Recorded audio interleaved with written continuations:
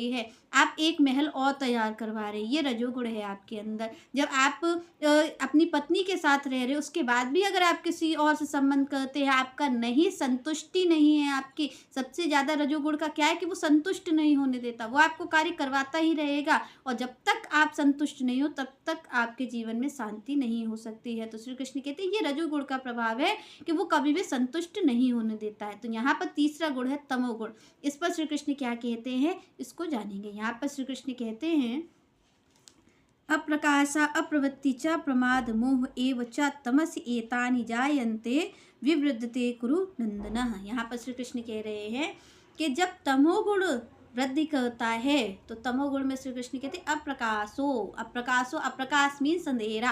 तो श्री कृष्ण कहते हैं भाई अंधेरा उसके जीवन में होता है। तमोगुणी व्यक्ति क्या करता है कि उसके जीवन में, यहाँ पर प्रकाश किसको कह रहे हैं श्री कृष्ण, ज्ञान को प्रकाश कह रहे हैं। और यहाँ पर अप्रकाश, यहाँ पर जो श्री कृष्ण अंधकार कह रहे हैं वो अज्ञान को कह रहे हैं। यहाँ पर श्री कृष्ण ने कहा कि भाई अप्रकाशो मतलब अंधकार होता है उसके जीवन में। तो अंधकार का मतलब क्या है कि वो अज्ञानी होता है, उसमें किसी भी तरीके का ज्ञान नहीं होता, क्योंकि वो इतना अपने आप में आसक्त है, अपने आप की इच्छा पूर्ति करने में इतना आसक्त है, इंद्रियों के बस इतना है वो जीव कि वो किसी चीज़ को देख ही नहीं पा रहा है। तो श्री कृष्ण कहते हैं वो किसी भी नियम में नहीं बंध सकता, वो किसी नियम का पालन नहीं कर सकता। जो तमोगुणी व्यक्ति है वो किसी नियम का पालन नहीं कर सकता, क्योंकि वो प्रमादी भी होता है।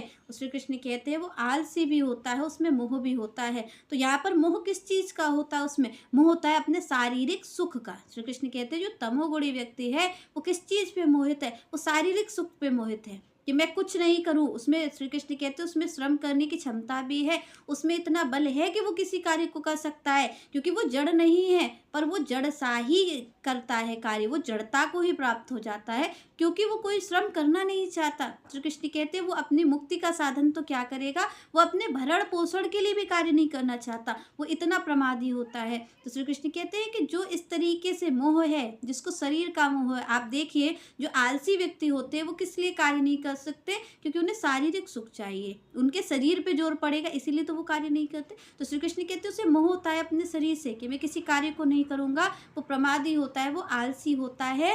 और सबसे बड़ी बात होती है कि वो किसी के कहने से कार्य नहीं करता, वो अपनी सनक के अनुसार करता, जो उसकी बुद्धि में आ जाता है, जो उसके नजरिए में सही रहता, चाहे उससे लोग ये कहें कि गलत मार्ग है, आप इस गलत मार्ग पे जा करके आपको दुख मिलेगा। तो श्री कृष्ण कहते हैं वो किसी की भी नहीं सुनता। क्यों? क्योंकि उसमें ज्ञान का प्रकाश ही नहीं है, वो अज्ञानी है। वो अपने शारीरिक सुख के लिए किसी भी हद को पार कर सकता है बिना ये विचारे कि उसका परिणाम क्या होगा। श्री कृष्ण कहते हैं वो परिणाम की चिंतन ही नहीं करता, क्योंकि जो उसकी बुद्धि है वो इतना इसमें, वो इंद्र तृप्ति में इतना लिप्त है कि उसमें ज्ञान का प्रकाश भी नहीं है, उसको श्रम भी नहीं करना है। तो श्री कृष्ण कहते हैं वो फिर इस तरीके के कार्यों को करता है। तो यहाँ पर श्री कृष्ण कहते हैं वो केवल अपने सुख के लिए कार्य करता है। जो तमोगुणी व्यक्ति होता है, श्री कृष्ण यहाँ पर कहते हैं कि रजोगुणी व्यक्ति कम से कम दूसरों के हित का कार्य थोड़ा कर देता है कि भाई अपनी भी कुछ, क्योंकि आप देखिए जो रजोगुणी व्यक्ति हैं वो ट्रस्ट को दान भी करते हैं। श्री कृष्ण कहते हैं भाई वो कार्यों को करते तो ट्रस्ट को दान भी कर देते हैं, डोनेट भी कर देते हैं। और यहाँ पर दूसरी चीज़ ये भी है कि श्री कृष्ण कहते हैं वो हॉस्पिटल खुलवा लेते हैं, मतलब वो कार्यशील व्यक्ति है, जिसके पास धन है। आप देखिए जिनके पास ज़्यादा धन होता है, जो रजोगुणी होते हैं, जो दिन रात कार्य करते रहते हैं, वो आप और समाज के लिए कुछ अच्छा कार्य भी करते हैं, हॉस्पिटल को दान देते हैं, मंदिरों में दान देते हैं, तो वो अच्छा कार्य भी करते हैं। पर श्री कृष्ण कहते हैं जो तमोगुणी व्यक्ति होता है वो किसी के लिए हित का कार्य नहीं कर सकता, क्योंकि वो कोई श्रम ही नहीं करना चाहता, वो कोई कार्य करना ही नहीं चाहता है। तो फिर वो कैसे, ना तो वो अपना हित करता है और ना दूसरों का हित कर सकता है, वो दोनों का ही अहित करता है। श्री कृष्ण कहते हैं ये होते हैं जब तमोगुणी लक्षण प्रकट होते हैं, जब तमोगुण में वृद्धि होती है तब ऐसा ही होता है। आप और हमें कोई अच्छी बात अगर बताएगा, अगर हमें तमोगुण की वृद्धि है तो हम उसे चाह करके भी नहीं कर पाएंगे। आप और हम जानते हैं कि झूठ बोलना गलत बात है, झूठ बोलने से गलत होता है, गलत बात होती, उसके बाद भी आप देखिए आप और हम कहाँ मान पाते इस चीज़ को। सबने कहा है भाई सत्य की ही विजय होती है, तो उसके बाद भी आप और हम सत्य पे कहाँ चल पाते हैं। यही है तमोगुण के लक्षण। श्री कृष्ण कहते हैं कि आप जानते तो हैं पर आप मानते नहीं हैं, यही तमोगुण के लक्षण है। तो श्री कृष्ण कहते हैं जब तमोगुण में वृद्धि होती है तब ये लक्षण प्रकट होते हैं। चलिए नेक्स्ट चर्चा हम नेक्स्ट वीडियो में करेंगे। तब तक के लिए जय श्री राधे, जय श्री कृष्ण।